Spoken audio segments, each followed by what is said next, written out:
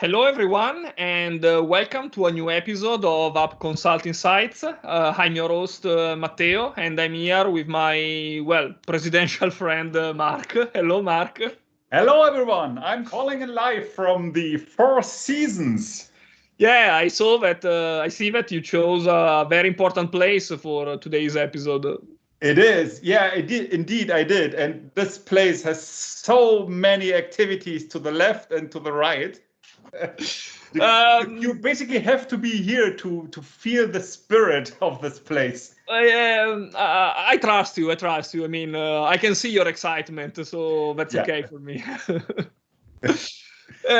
Joking aside, it's good that you chose such an important place because today we have an important topic to discuss, which is .NET 5. This week marks the official release of the first version of .NET 5, and we would like to celebrate this release by dedicating this episode to .NET 5 and discuss a bit about the new features and why .NET 5 is so important for .NET developers. Mm-hmm. Let's start and let's see in more details which are the main new features that .NET 5 brings to the table. Good, but before we start, we should probably discuss or talk about some issues that might arise from the naming with .NET 5, because I remember that a couple of our customers have confusions with the naming .NET 5. They expect it to be the successor of the .NET 4 framework, which it clearly isn't, because from a technical point of view, it's the successor of the previous .NET Core framework, namely the 3.1 release. Yeah, anything to add to that? No, I think correct. So from a technical point of view, we can consider .NET 5 like .NET Core vNext. Yeah. So if you already have a .NET Core project, moving to .NET 5 is most of the times a straightforward process. Unlike if you are coming from .NET Framework, where you have to make a full migration. The team chose to use this new branding for mainly two reasons. So the first one is making clear that .NET 5 is not just a new version of .NET Core, but it's the beginning of something new. And the second thing is that to avoid confusion with the naming, because if they would have called it .NET Core 4, then you have also .NET Framework 4, so it could have been confusing for the final users and the final customers to understand which is the framework we are talking about. Instead, with the 5 release number, we are sure that we are talking about the new .NET ecosystem and not the old one, because .NET Framework 4.8 is the last version of the .NET Framework. There won't be a .NET Framework 5. Naming confusions. Where did I get this lately? It never happens. I mean, we never did that. So let's start. So let's start to see some of the new features in .NET 5. And one of the biggest emotions around .NET 5 is the opportunity to build applications for everything. So with .NET 5, you can build applications that runs on desktop, on web, cloud, mobile, gaming, and so on. This doesn't mean that out of the box you can run mobile apps and you can build mobile apps in the same way you can build the web apps. You still need to learn the different features of the platform. So building a web API is quite different than building an Android application. But the main benefit here is that you don't have to start from scratch every time. So you can use your .NET skills, you can use your skills around C#, around Visual Studio, the familiar environment. So you can reuse all the knowledge you have acquired over the years working with the platform. Additionally, this is a good time to be a .NET developer because it's getting a lot of traction. The number of .NET developers is growing day by day. And I think one of the main indicators of the success of the .NET Core ecosystem is that among all the statistics you are seeing in the slide, the one that hits me is the fact that .NET Core applications, more than 2 million of .NET Core applications are running on Linux architecture. If you remember, .NET was born in the Windows ecosystem, so it's great to see this ecosystem instead being embraced also on other platforms. Yes. I pushed like 500,000 of those things on my Raspberries. So okay, so we should decrease the statistics, yes. just a little bit the statistics. Okay, I'll tell Scott Hanselman. Okay, great. And he probably did the other 1.5 million. Yeah, okay, good suggestion. One of the areas where the .NET Core, the .NET team keeps investing release after release is performance. As you know, .NET Core means, well, we said every platform, so mobile, desktop, and so on, but most of all means cloud workloads, means microservices, means scenarios where performance are really, really critical. So .NET 5 brings the usual bunch of great improvements around performances. So we see performances around socket performance, JSON serialization, gRPC communication. So performance shouldn't be one of the reasons why you not choose .NET Core as a platform, and the team is investing a lot to make sure of that. One of the other advantages of the .NET 5 ecosystem is that the release schedule will be much more precise. One of the feedback we heard from customers is that it was hard to plan the migration from one version to .NET to another because of the unpredictable release schedule. Now instead, we will have a new version each year, sorry, so usually in November, and the releases with even number, so .NET 6, 8, 10, and so on, will be the ones with the long-term support. So the long-term support versions are the ones which are supported for at least 3 years. So this means that if you are planning projects which needs to be stable, which needs to be maintained over a long period of time, you can't really move too fast. The long-term support are the best releases because you guarantee a support for at least 3 years. Before we jump in the specific new features of .NET, of the .NET ecosystem, we should mention, I think, the biggest change in .NET 5, which is the unification of the ecosystem. So today, one of the, if you are working with the .NET ecosystem, you'll know that there is some fragmentation. You still use the same language, the same tools, the same platform, but there are different flavors of .NET. You have .NET Core, you have .NET Framework, you have Mono, which empowers platforms like Xamarin.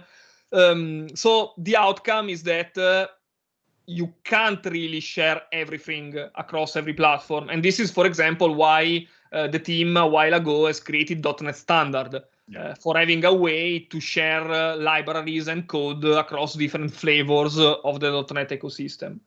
With .NET 5, instead, this is going away because .NET 5 will bring the same base class library, the same runtime, and the same SDK for each platform. So we won't talk anymore about Xamarin, Mono, .NET Core, but we will talk only about .NET, .NET for Windows, .NET for iOS, .NET for Android, and so on. However, one very important thing to share is that .NET 5 is the beginning of this journey. It won't end with .NET 5 because, for example, with .NET 5, we still have Xamarin running on Mono. The migration to the .NET 5 ecosystem will happen with .NET 6. So we will have, I've heard that there are some changes in the roadmap. It seems that the migration will take a little bit longer. But yeah, the journey has started, so we will see the full benefits of this ecosystem with the release of .NET 6, .NET 7, and so on. But .NET 5 is the starting point of this journey. Let's see now some of the features in more details that instead the C# .NET 5 bring to the table right now. The first one, and we will see more details later, is C#9. C#9 is the new revision of the C# language, and there are some new interesting features like records, top-level programs, and later we will see some more details about that.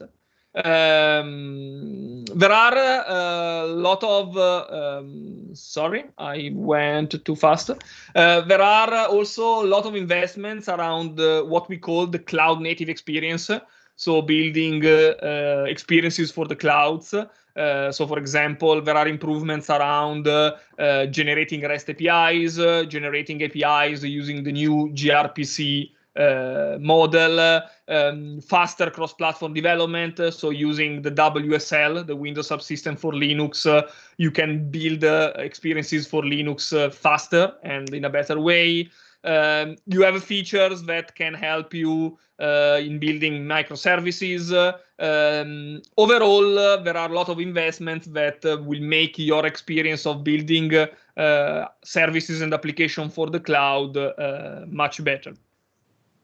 There's also a new project which is dedicated to microservices, which is called Project I.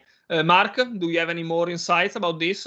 Yeah, well, okay, yes, of course. So Project I isn't like really brand new. It has just been ported to .NET 5 as well. Project I has been announced around build this year, and it's basically some kind of experimental tool that makes developing, testing, deploying of microservice and distributed applications much easier.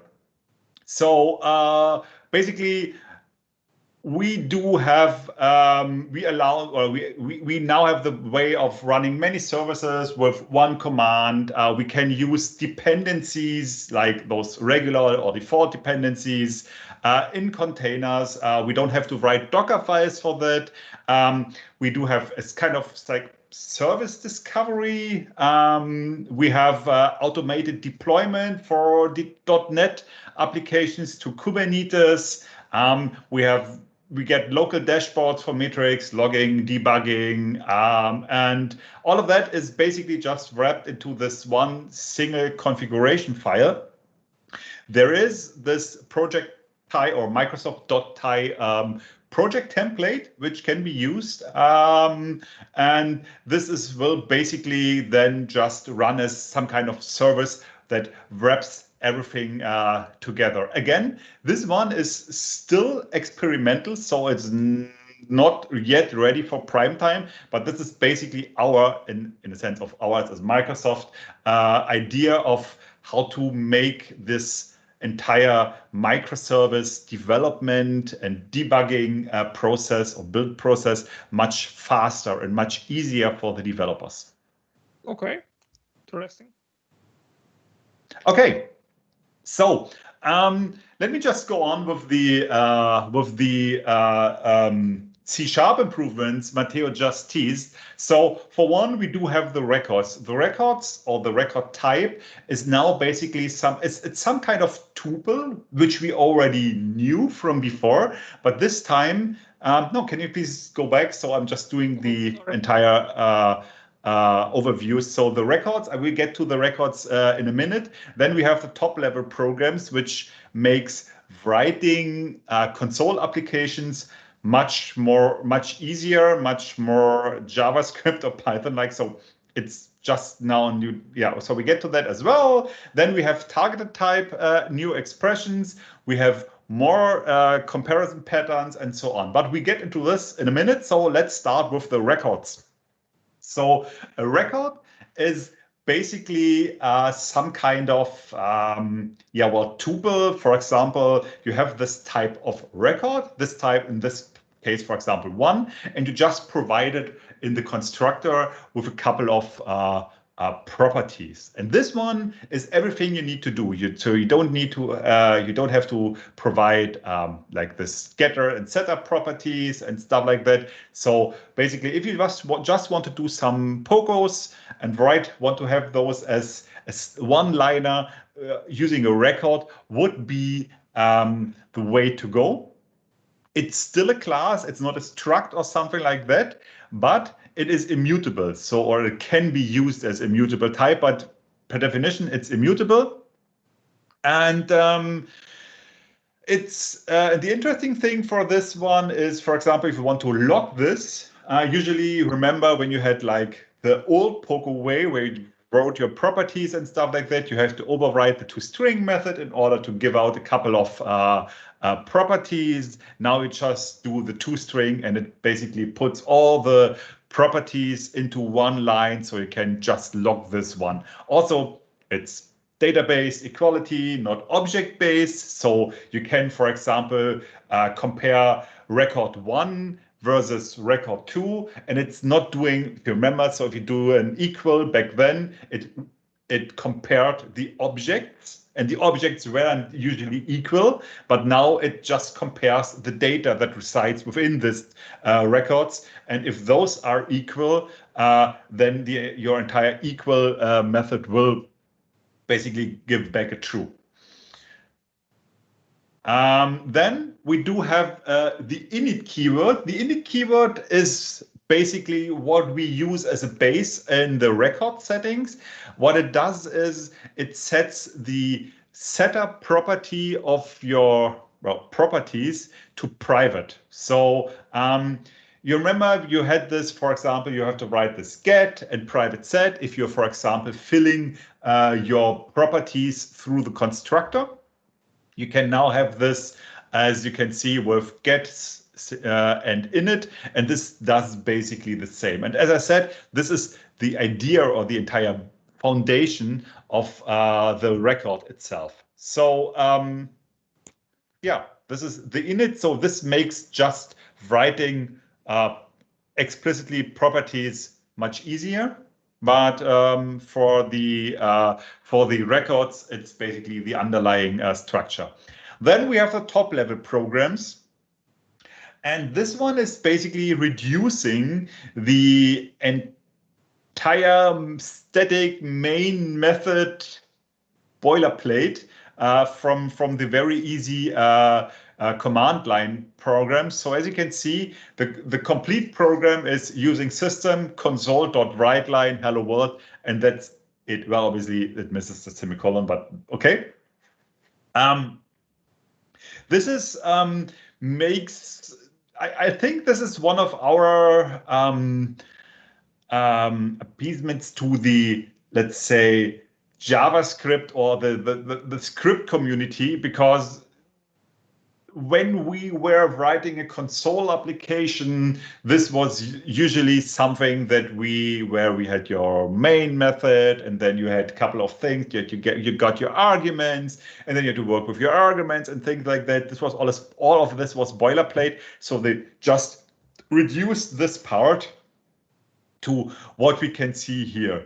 Unfortunately, and this is just my opinion, so don't take this as some kind of we as a company think it. Unfortunately, we didn't also release some kind of iHosting environment template for command line tools, for more sophisticated or advanced command line tools where we are using the dependency injection pattern, because this is something I used very often lately. And this is lots of boilerplate code that needs to be added to the program again and again and again for every new project. And this is something that could have been presented as some kind of template already. But maybe I can just throw it together and create a Visual Studio template for that as well. Maybe that's a good idea. Anyhow, let's go on. Yeah. So the target type new expressions. Oh, yeah. So like magic also. Yeah, here. This one is really so. I mean, we started with providing a type, then the name, and then the instantiation of set type. So as we have here with list string of names is new list, then we did the implicit typing with var names is new list, and then someone thought like, nah, that's still not the criteria. And also other languages are using a different approach. So we're doing some kind of explicitly typed on the left side, but do some implicit black magic on the right side. And so I guess if you do var something equal new, your computer explodes, basically. Yeah, I think it's so. Yeah, I'm pretty sure that won't work because obviously you don't have any type whatsoever. So yeah, I think I don't know if the compiler. I guess the compiler already captured that, or no, the IntelliSense will already capture it. But now we have basically 3 ways of instantiating new objects or classes. So yay. Okay, then we do have new operators or comparison patterns, which is basically like smaller or bigger is equals. This isn't to be mixed up with the comparators we have with, for example, in for loops or something like that, where we do compare or in if conditions. This is used when we do some kind of more advanced one-line comparisons. For example, where you could also use this and or not. For example, if you remember, we had like foo is null or foo is not null. So those things, and instead of like this is and or not or is, we can also use now like those comparers, like those relational operators such as greater than, smaller than, greater equals, smaller equals. And this is just simple type patterns, so using solely a type and no other syntax for matching. So this just makes the stuff easier. I think target framework, you want to talk about the target frameworks, Matteo? Yeah, sure. So as you know, with the new SDK style project, you always add this target framework property that you can use to define which is the target. So a specific version of .NET Core, a specific version of .NET Standard, and so on. The biggest change, which is the consequence of the unification we mentioned before, is that .NET Core and .NET Standard will merge into a single TFM, which is .NET 5. So if you want to build a class library that target every platform, generically speaking, you use just the .NET 5 moniker.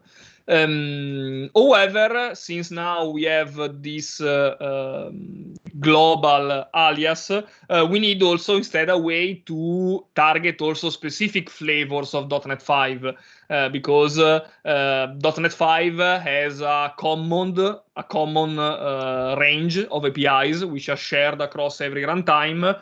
But this doesn't mean that there are no differences between the different platforms. When you run a .NET 5 application on Windows, you have access to a series of APIs which are different from the ones on iOS or Android. So now we have also these target frameworks which are specific for each platform. So .NET 5 Windows, .NET 5 iOS, .NET 5 Android, that will give you access to the base class library plus the specific APIs for that platform. We will see more details about how this new approach impacts Windows developers in the next slides. Another big feature of .NET 5 is that now we have an implementation for ARM64 CPUs. So you can build .NET Core applications, .NET 5 applications, which runs natively on Windows ARM devices. So we are talking about devices like the Surface Pro X, or there are many OEMs which are building ARM64 laptops. This is great mainly for performance improvements because .NET applications already runs as it is on ARM devices if they are compiled in x86, but they run in a sort of with a compatibility layer, with an emulation layer. So from a performance point of view, you lose performances when the application is running in this compatibility mode. When instead you are compiling your .NET 5 application for ARM64, the application runs natively, which means that you get the best performance, the best battery optimization, and so on. May I just chip in? It's not only interesting for the Windows ecosystem, but also interesting for example, the IoT device or Raspberry Pi computing system. I played around with the .NET 5 on ARM64 because we have a couple of images for ARM64 images on Raspberry Pis, because to make use of the 8 GB of RAM, for example, and therefore those new builds of .NET 5 are coming in very handy because you can already use the GPIO there and stuff like that. So this is basically great news for the IoT world as well. Yeah, indeed. And in this slide, you can see an example of the MSI installer that you can use to install the ARM64 SDK on a ARM64 device to start compiling application for this architecture. We have a new tool that we can use to get all the information about the runtime which we have on the machine. So this is very helpful for debugging, for diagnosis, for troubleshooting, for understanding which is our environment. And for putting in your system specification into GitHub issues, guys and girls. Oh yeah, that's a really good point. This is typically this output is exactly what most of the people who are building open source projects, they need to know when you report an issue. So indeed, yeah, this is a really great tip indeed. When it comes to improvements, one of the biggest areas that saw improvements is the JsonSerializer.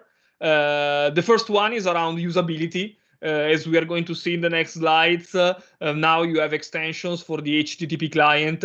So basically, you don't have anymore to do the old game of downloading the string, the JSON string, then the serializing. Yeah. You can get out of the box automatically the deserialized objects coming from a JSON response. And the other big improvements is around the performance. So the deserializing and deserializing times. So an important improvement, which it's I would say it's one of the biggest takeaways of .NET 5, since consuming JSON data is one of the most common scenarios, especially when you are working with REST services. This is an example of the usability that I mentioned. So as you can see, since I have these extensions for the HTTP client, I can just call the get from JSON async, pointing it against the URL of my REST service, and what I will get in return is automatically the deserialized version of the JSON. So I don't have to make the call and then deserialize, but with one line of code, I can do everything. We have also some news around container images. So this is another important feature for people who are building web applications, services that runs on Linux and so on, because Docker, Kubernetes are one of the most widely technologies adopted today for these scenarios. And now .NET Core, .NET 5 comes with images for Debian and Ubuntu, which are now a lot smaller. So this all is about the performance improvements, about supporting in the best possible ways scenarios scenarios like microservices, like big complex applications. So the smaller the image is, the better it is. Later, Marc will share some more updates around containers. We have also a new feature to publish application with a single file. For example, this on Windows application, this means that you can build a WPF for a Windows Form apps, which is contained into a single executable. So you don't have all the runtime, all the libraries, everything is inside a single executable. It's supported also on Linux. It works either for self-contained and framework-dependent application, and with this approach, the runtime is statically linked into a post. So with this approach, basically, it becomes easier to share application, because basically you have to share a single file to have everything. The experience is not final yet. There are still some improvements to be done. For example, the managed debugger doesn't work in this scenario. But one of the goals of the team is to improve this further with the release with .NET 6. This is an example of how you can set up the single file in the project. So you can set up the publish single file property to true, and then you get this kind of experience compiled into a single executable. What's new for Windows developers? Well, the biggest change is around the new dedicated TFM for Windows application. So in the old version, in .NET Core 3.1, we had this specific SDK for Windows application. So as you can see, the SDK in the project is Microsoft.NET.SDK.Windows Desktop. And then in the target framework, you have instead the generic .NET Core App 3.1, which works for every 3.1 application. With .NET 5, instead, we are changing to the opposite. So the SDK becomes the same for everyone. So also Windows uses just the .NET SDK, but the specification of Windows comes in play in the target framework. So with .NET 5 Windows, we are telling to the .NET application that it can access to the wider set of Windows 10 APIs, of Windows APIs. So things like registry, interactive with event viewer. So you have access to the set of APIs which are specific to Windows. Another big difference, another big change is that to be completely agnostic, the .NET compiler the .NET Core compiler doesn't have anymore a reference to the WinRT projections. The WinRT projection was the mechanism that until .NET Core 3.1 allowed you to just reference a NuGet package and get access to the whole ecosystem of Windows 10 API, so the universal Windows platform.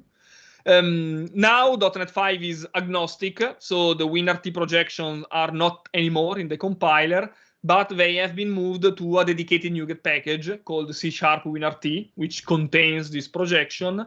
But this NuGet package is mainly transparent for Windows developers, because what the team did is adding a specific set of target framework for application that need to reference Windows 10 APIs. So if you want to have access to the universal Windows platform in your .NET application, all you have to do is use a specific target framework for not just for Windows, but for Windows 10. So you have different framework, one for each version of Windows, which changes the API surface that you can target. But thanks to this target framework, you can easily access to all the APIs of the Windows 10 ecosystem. One scenario where instead you might need to use the C# WinRT projection, the NuGet package with the projection, is that now you can generate projections, .NET 5 projections from C++ WinRT component. So if you have a Windows Runtime component built in C++, now through this projection, you can easily consume it also from your .NET 5 application. So you can mix and match different technologies. Coming soon, the team is also working on in expanding C# WinRT so that you will be able to generate this projection also for C# WinRT components. So basically, you will be able to take the components you have built for your UWP applications and use them in your .NET 5 application without any code change or without any special magic.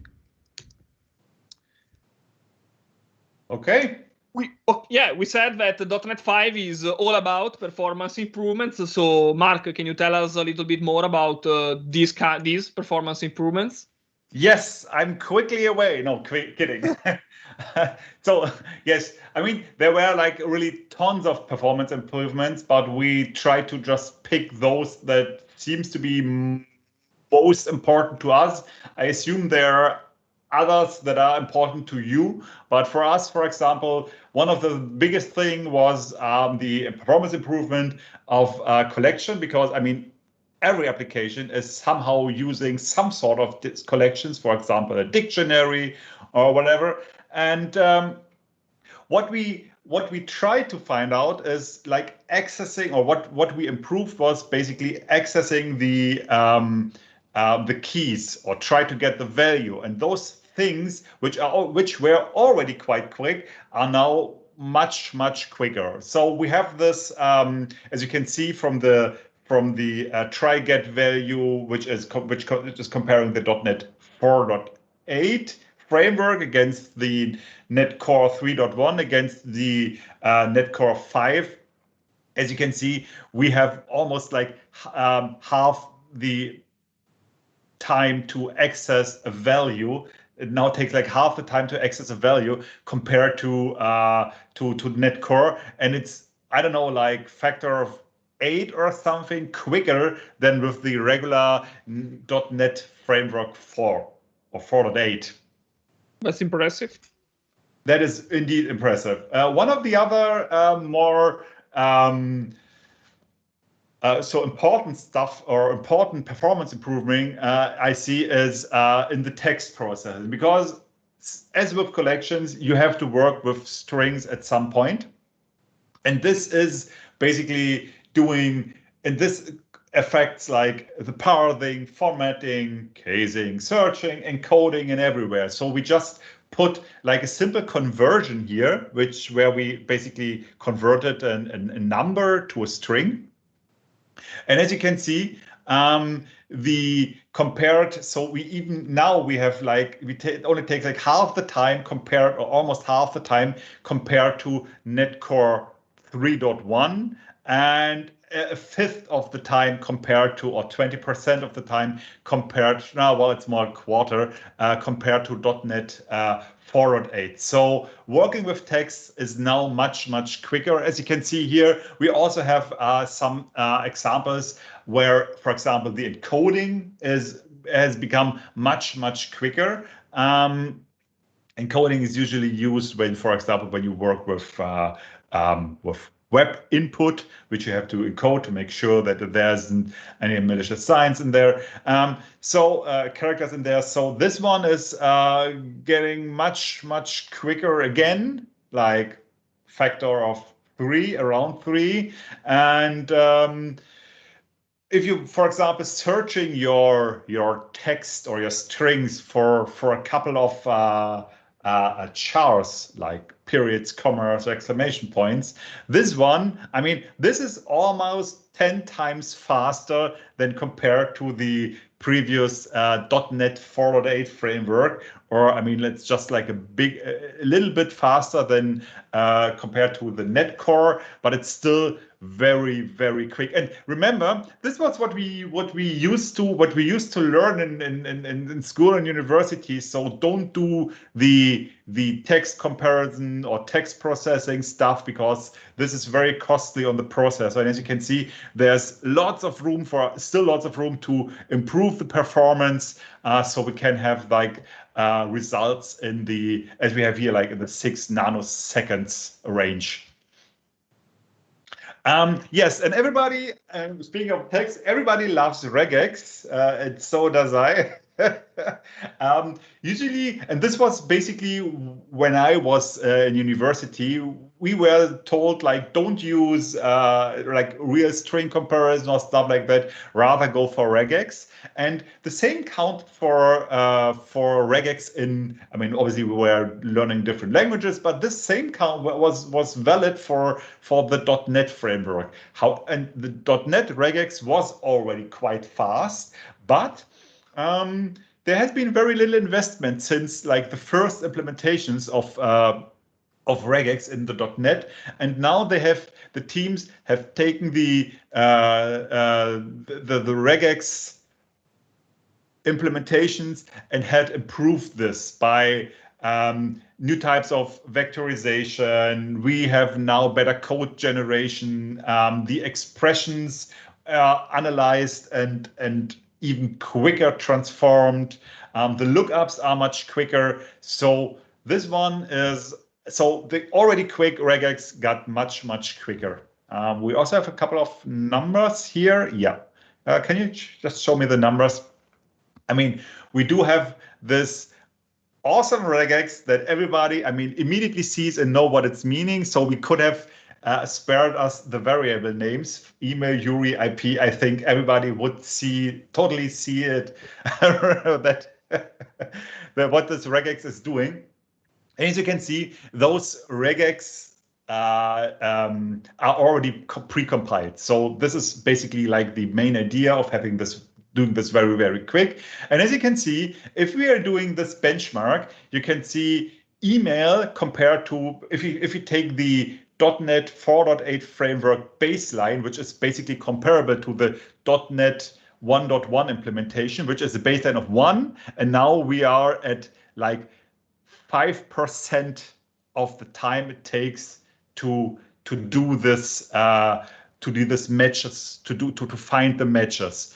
And the same goes for the URL finding, which is also basically 20 times faster. The IP is a bit lagging behind, but obviously because it's already, well, kind of fast, because it already has been kind of fast, because we are just working with numbers, we have hard-coded points. So this one is like, well, the result was still like 10 times faster, but due to the way of this regex is formed, it's the performance improvement isn't that big. But hey, we're still talking about 10 times faster. Yeah, so this is, numbers are really impressive. Yes, indeed. And then we also have a couple of like lots of improvement in the network stack. And one of the like major improvements for me at least is the HTTP2 improvement in speed. So yeah, this one is much quicker as well. I think we have numbers for that as well. Do we? Yes. So as you can see, it's much quicker and requires less memory. So basically win-win for everyone, I assume.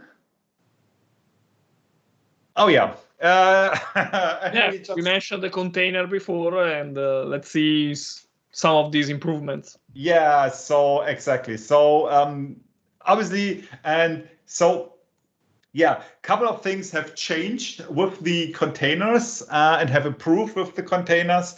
I mean, obviously, you need to keep your containers current. So at the latest version, in order to get like the latest security fixes, bug fixes into your containers. And this only affects like the framework layer. Obviously, you want to keep the base OS or the base OS layer updated as well. One thing though, please use always, well, yeah, we can select, but it's not a problem. Please use always the latest version of .NET. So for example, don't use the 2.2 versions of .NET Core, for example, because those are outdated and those won't receive any updates neither to the base OS nor to the framework layer. Yeah, obviously you can always have the latest version of the containers by using, if you're building your containers by just using the -- pull flag. It usually pulls the latest, or if there is a newer version, it pulls the latest version of your container. So we have made our .NET support policy. So we have revamped or revised our .NET support policies, and we have decided that there are images for each major, minor, and patch version. So for example, let's take the .NET Core 3.1. So there is the major obviously is 3, the minor is 1, the patch version would be then 8 or 9 if that one arrives eventually. And so those are always like the latest version. And as I said, don't use the EOL versions because those aren't maintained, while obviously our LTS versions are maintained for the next few years, like basically release plus 3 years. And we have also revised our text structure for our containers. As you've probably realized already, many of the documentations or tutorials in the internet or posted Docker files won't work anymore because we have changed the way the texts are built. And but fear not, we do have a very good explaining page that lists all the tags that are available for all the different platforms and so on. So just go to GitHub, for example, to our .NET Docker site and check the documentation on the tags we are using. Just to give you like a quick overview how it's built now. So, I mean, we do have a couple. So the scheme is usually we have the minor and the major and the minor version. We can also provide this with a tag with the patch version, but usually you would usually start with a type of floating tag. For example, we work with the 5.0. Then you want to have this one on a particular, for example, a platform. In that case, that one would be, for example, a Buster, which is basically the main image for the Debian Buster version. And then we have the Buster Slim, which refers to the additionally resized version of the Buster version. And then you can also have this, for example, platform tag or architecture tag attached, which would in that case be AMD 64 or ARM 64 and so on. If you will work, for example, with the floating tag 5.0 minus Buster minus Slim minus AMD 64 as your basically base image, for example, you will always get the latest version of the .NET 5 framework on the Buster Slim image or operating system version with the architecture AMD 64. So there would be no need to change that. If you don't mind about the architecture, obviously, then get rid of the AMD 64. And if you don't mind about the type of image, like the operating system, then you just work with the 5.0. Obviously, you can as well work with a fixed tag. For example, if you have this particular need for .NET 5.0.1, let's say, because like a later version has one specific bug that doesn't allow you to work with that, then you could basically define the major, minor, patch version, but then you would have a fixed tag, and then you probably you couldn't update the image anymore just by doing the pull. Yeah, there are also, and this is basically what I just said. So the tags, obviously, like the regular tag, like 5.0, for example, that can be used across multiple platforms. The Docker daemon itself resolve the tag to the matching image, because it wouldn't make any sense if you build your Docker image, your Docker image on a Linux container and you get a Windows one, because, well, that's stupid. And then so this match based on your like operating system and your architecture and then yeah, you get your ones. But if you keep those like floating and very vague, you will always get, let's say, like the most fitting version for your current architecture. Yeah. So yeah, then you have obviously floating versus fixed. As I said, floating always refers to the latest patch version. If you want to go with fixed tags, then keep in mind that you need the entire major minor patch version so you can keep your app on a certain level of your image. Okay. So and this is probably the more interesting part. So we do have now a specific update policy. So once there are new .NET versions available, we will release a new .NET image within 12 hours of the base image change. And this refers only to the framework layer for now, but it basically trickles down to the other points, because we'd also pull multiple times a day, for example, for new Windows Linux base images. So I mean, if there would be, for example, like a new Linux or Buster base image, there will be also within 12 hours a new base like .NET base image as well. Since we don't have the same update cycle on Windows, like multiple times a day or whatever, we usually only have Patch Tuesday. Then the new Windows images will be available every Patch Tuesday plus 12 hours. However, if there are any, let's say, very important changes or bug fixes or patches, this will obviously be taken into account, and new images will be released within 12 hours. And yeah, obviously new versions of .NET, they are, I mean, images, as I said before, usually they are co-released with the product, like within 12-hour changes, but since those .NET versions will be usually also released on Patch Tuesday, this is basically like our main cycle. So you can expect, at least from that point, like additional images or newer images every Tuesday. Okay. Yeah. Okay. So this is basically just Docker plumbing. As I said, keep your app images current. This is important, and build with the -- pull option, because like this implicitly pulls the latest or the newest images that are referenced by your Docker file. I mean, yeah, obviously this can make the Docker build process a bit slower, as it has to pull the new images, but maybe it just has to pull a couple of new layers instead of like everything. But yeah, so keep your app images current.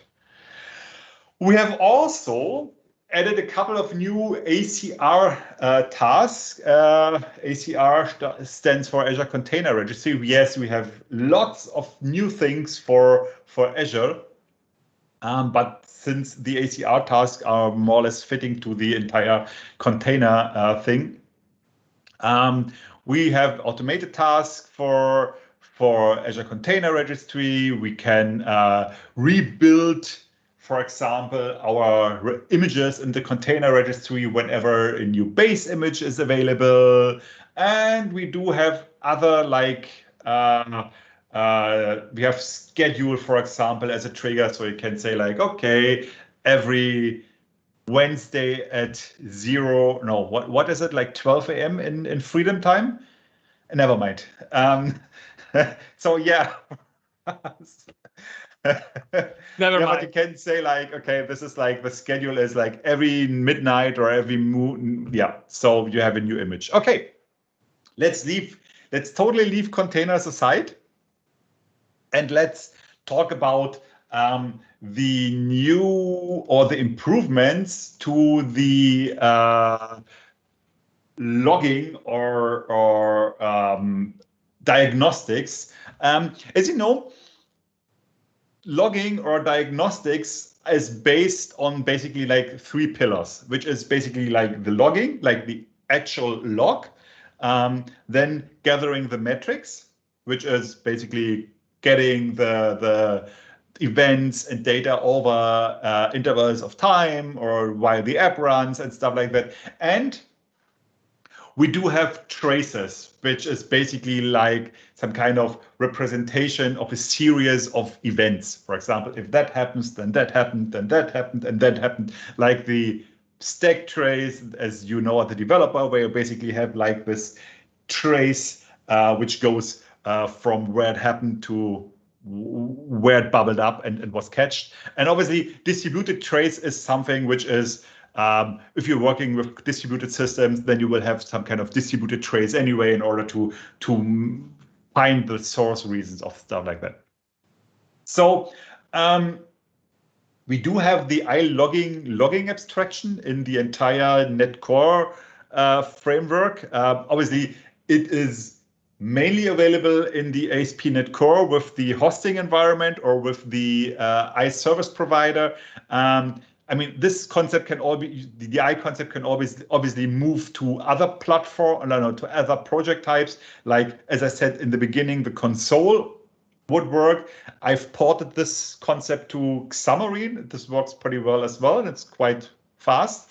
So logging will work everywhere if you use this approach. And this logger can also be then extended by adding new logging things, be it serial log or console, event logs, app insights, and so on. So the other main pillar would be then metrics with event counters, with telemetry, gathering things. Application insights would be a good thing for gathering metrics, and so on. I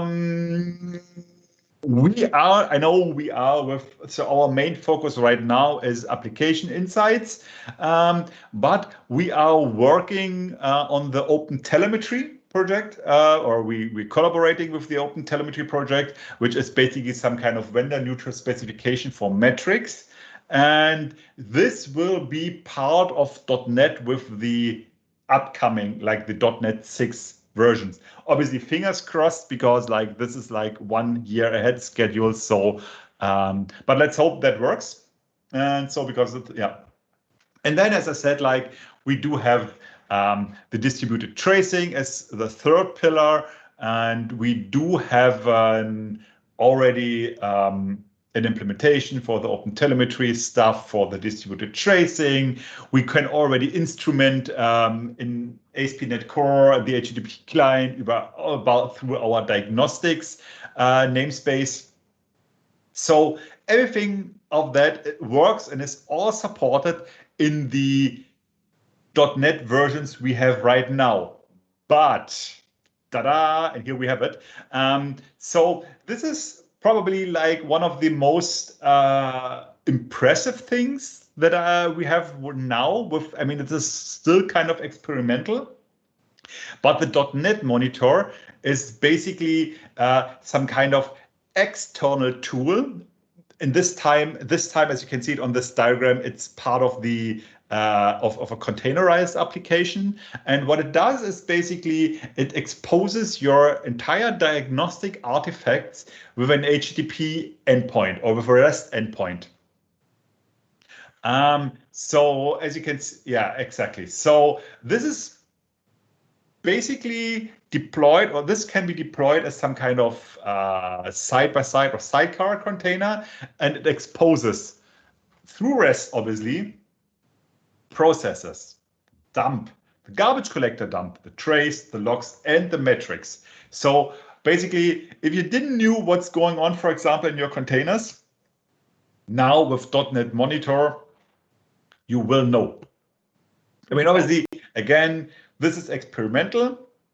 Go to akms/dotnet-monitor and have a look yourself. Find bugs, help us improve it, because the idea itself is awesome. Then we have improved on our tooling further improved in our tooling. So we also now have the .NET dump tool, which basically collects memory dumps on Windows and Linux, not yet on macOS, but this one is planned. And you can then just write it somewhere, and then you can use the .NET dump analyze, and then you can basically analyze those crash dumps to see. And the interesting part of that is that you also can use .NET dump, for example, to analyze Linux crash dumps on Windows. Yeah, it's not working the other way around yet, but we are getting to that. There is something similar for the garbage collector with the .NET GC dump. Those are again portable. Those can be imported into your, for example, Visual Studio or Purview, and so that's one of the tools. Then we have .NET Trace. We use this to collect the traces of the application. This can also be exported, can also be collected, and be analyzed in Visual Studio, Purview, and so on. And I think this is like so we have improved tooling to make diagnostics of your application much easier. And I think by just exposing many of those informations through REST endpoints, so you can basically pull those and build your own tools in order to put those into, I don't know, some kind of CI processes or whatever. This is pretty amazing, I think. Awesome. And we have one more thing to share, which is the .NET conference. When this episode will be published, the .NET conference will be already happened. But this doesn't change the fact that the .NET Conf means 3 days of sessions. So there will be the first day is dedicated to Microsoft. So there are a lot of people from the product group, Scott Anselman, Scott Hanster, who will share the latest updates around .NET 5. And then there are 2 days with insights from the community. So developers and VPs that will share their experience with .NET 5 around various topics. All the sessions are recorded, so we kindly invite you to go to the .NET Conf website and look at the recordings, because I'm sure that whatever is your bread and butter, so no matter if you're working on IoT, Windows, Azure, you will find one or more sessions that will be very interesting for you. Mm-hmm. Indeed. So I think we can wrap up this long episode. It was longer than normal, but .NET 5 is big. It's very big for .NET developers. So we wanted to make sure that we give you all the tools to understand the importance of this new ecosystem that we are launching with .NET 5. So I'm sure that there will be new episodes in the future dedicated to .NET 5. We will have time to deep dive into some of the highlights that we shared today. So thanks, Marc, for all your insights around the performance, the containers. And stay tuned for the next episode. Thanks, everyone. Presidential farewell, right? Yeah, indeed. So thank you for your presidential presence, my friend. Bye. Take care. Bye, everyone.